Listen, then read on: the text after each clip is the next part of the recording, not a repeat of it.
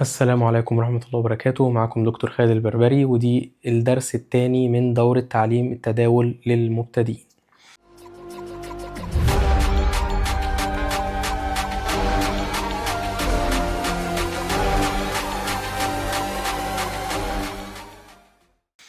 طيب، المرة اللي فاتت عرفنا ايه هي الأسواق المالية، وعرفنا تعريفها، وعرفنا تعريف التداول أصلا ايه هو التداول. النهاردة إن شاء الله هنبدأ مع بعض نعرف ايه أنواع الأسواق المالية دي. ايه ده هي الأسواق المالية؟ في منها أنواع طبعا، وعلى حسب الحاجة اللي انت بتتداولها أو اللي انت بتبيعها وتشتريها بيسمى نوع السوق ده ايه. ازاي؟ خلينا نشوف مع بعض. دلوقتي خلينا نفترض ان احنا عملنا في على فكرة عملية تداول كلنا تقريبا عملناها في وقت معين من حياتنا. اي حد فينا سافر اي بلد بره، او راح عمرة، او سافر دولة اجنبية، ايا كان مكان انت رحته بره، فانت بتحتاج ان انت تشتري العملة بتاعته، سواء بقى درهم، دولار، يورو، ريال، ايا كانت البلد اللي انت رايح لها. فكرة ان انت تاخد الجنيه المصري بتاعك وتشتري بيه دولار او تشتري بيه عملة تانية، انت كده عملت تداول في العملة، بس بصورة طبعا قانونية. تمام؟ ده شكل من اشكال التداول في العملات.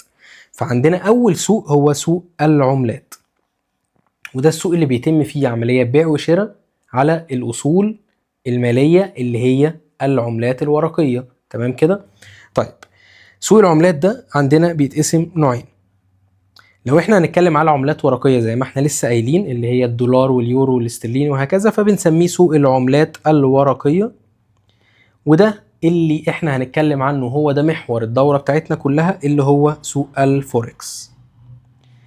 اذا سوق الفوركس هو سوق تبادل او تداول العملات الورقية. تمام؟ وفوركس هي اختصار لكلمة فورين اكسشينج. تمام؟ يعني تبادل النقد الاجنبي. طيب، في سوق اخر اسمه سوق العملات المشفرة، او العملات او الكريبتو كارنسي، العملات الرقميه. تمام؟ وده سوق بيتم فيه تداول العملات الرقميه زي البيتكوين والايثيريوم وما الى ذلك من العملات يعني. ويخلي بالك، لان موضوع العملات الرقميه مصرح بيه في بعض الدول وممنوع في بعض الدول، فكن متاكد من القوانين بتاعه البلد بتاعتك، هل بتسمح بيه ولا لا. تمام؟ طيب، عندنا سوق تاني اسمه سوق الاسهم، وده اللي بيندرج تحته بقى كل انواع الاسهم بتاعه الشركات اللي انت تعرفها، سواء كانت عالميه او محليه. ابل، تسلا، جوجل، اي شركه انت تعرفها بيندرج ليها سهم في البورصه، ده بنسميه سوق الاسهم. تمام؟ طيب، عندنا سوق اسمه سوق السلع، او بالانجلش اسمه سوق الكوموديتيز، وده اللي من الاخر كده اي حاجه بتستخرج من باطن الارض بتندرج تحت الايه، تحت سوق السلع او سوق الكوموديتيز. ده زي ايه؟ اشهرها طبعا النفط اللي هو البترول وما الى ذلك، والمعادن سواء كانت ذهب او فضه او نحاس او بلاتين، كل انواع المعادن. لكن طبعا انت اكتر حاجه تسمع عنها هي الذهب والفضه، لان دول اكتر حاجات مشهوره واكتر حاجه الناس بتتداول وبتتكلم عنها. تمام؟ ودول بيندرجوا تحت سوق السلع. طيب، عندنا بقى سوق مهم اسمه سوق المشتقات.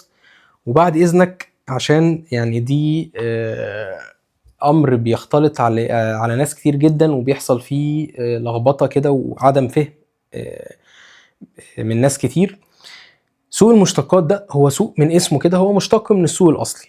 يعني احنا عندنا سوق الاسهم، سوق مثلا الفوركس الرئيسي ده، احنا اشتقنا منه سوق تاني، عملنا سوق موازي ليه كده. تمام؟ بقوانين مختلفه، باشكال مختلفه، برولز مختلفه وهكذا. للاسف سوق المشتقات ده هو اكتر حاجه بيتم الاعلان عنها، واكتر حاجه منتشره ما بين الشباب، واكتر حاجه منتشره ما بين الناس اللي بتقول لك انا بشتغل في التداول وكذا، وتلاقي اعلانات في كل حته طالعه لك. وهو اصلا ده مش تداول ولا نوع من انواع التداول ولا اي حاجه، ده سوق بنسميه سوق الباينري اوبشن، او الخيارات الثنائيه. وده باختصار هو مراهنات مش تداول. فزي ما قلنا، سوق المشتقات ده هو سوق مشتق من السوق الاساسي سوق الفوركس، بيطلع منه سوق ليه قوانين مختلفة أو ليه رولز مختلفة في التداول أو أيا كان، فبنسميه مشتق. تمام كده؟ ولكن هو هنا المقصود بيه سوق اسمه الباينري أوبشن، أو الخيارات الثنائية. سوق الخيارات الثنائية ده هو للأسف هو مش تداول. التداول هو عبارة يا جماعة إن إحنا زي ما شرحنا إن أنت بتبيع وبتشتري.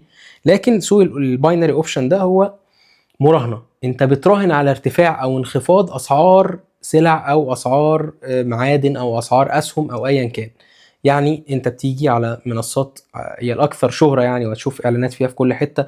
اي منصة اخرها اوبشن بقى، مش عايز اعمل لهم اعلان يعني.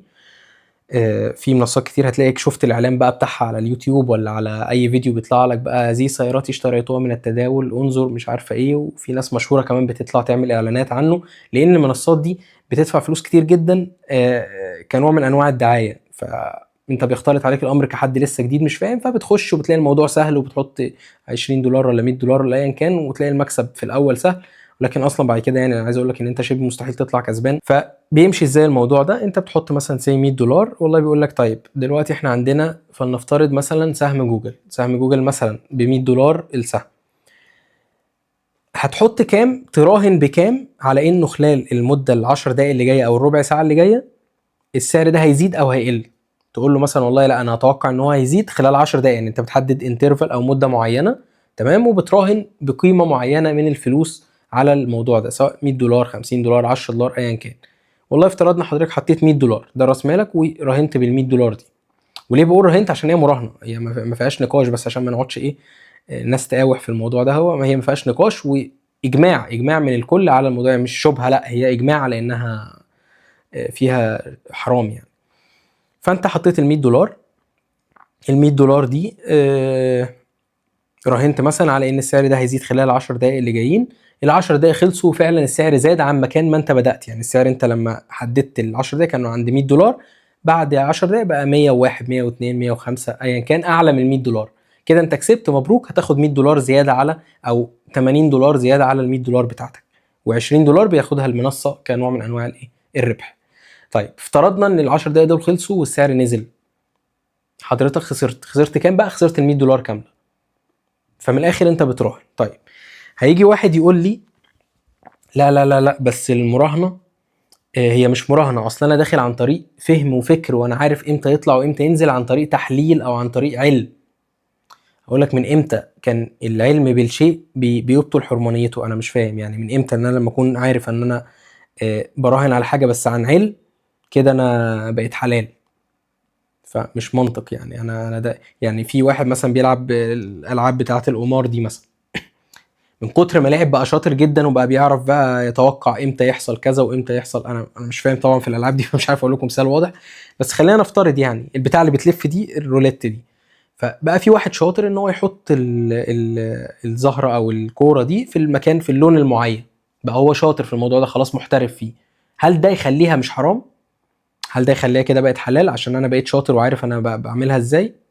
اكيد ده مش منطق. هل مثلا لما تيجي تراهن على ماتش ما بين ريال مدريد وما بين نادي مثلا في دولة ما نعرفهاش درجة رابعة، النتيجة محسومة مليار في المية إذا ريال مدريد هيكسب، هل أنت لما تراهن بقى على فوز ريال مدريد ده معناه كده إن أنت لا ما أنا مراهن ما أصل ريال مدريد والأرقام والإحصائيات؟ فطبعا الكلام ده مش منطقي. أنا آسف إن أنا طولت في النقطة دي، ولكن عشان ما تبقاش ماشي في اتجاه غلط وانت فاكر ان انت صح، او حد يضحك عليك، او للاسف من كتر الاعلانات والموضوع بيبقى سهل في الاول فعلا ودوس الزرار تلاقي فلوس بتجيلك وبتاع. فكان لازم ان احنا نتك على النقطه دي ونعرف ان السوق ده للاسف للاسف للاسف ما تتداولش فيه وما تخشش فيه خالص، وفي فرق كبير جدا ما بينه وما بين اي سوق من الاسواق التانية. تمام. ده كان محتوى الدرس ده. حبيت اتك شويه على النقطه بتاعه انواع الاسواق والفرق ما بين التداول الفعلي وما بين المراهنات، عشان الموضوع انتشر جدا الفتره اللي فاتت. وان شاء الله نتقابل في الدرس الجاي نبدا نعرف تفاصيل اكتر بقى عن الفوركس نفسه وتاريخه ونشأته ازاي وهكذا. فاستنونا للدرس الجاي ان شاء الله، والسلام عليكم ورحمه الله وبركاته.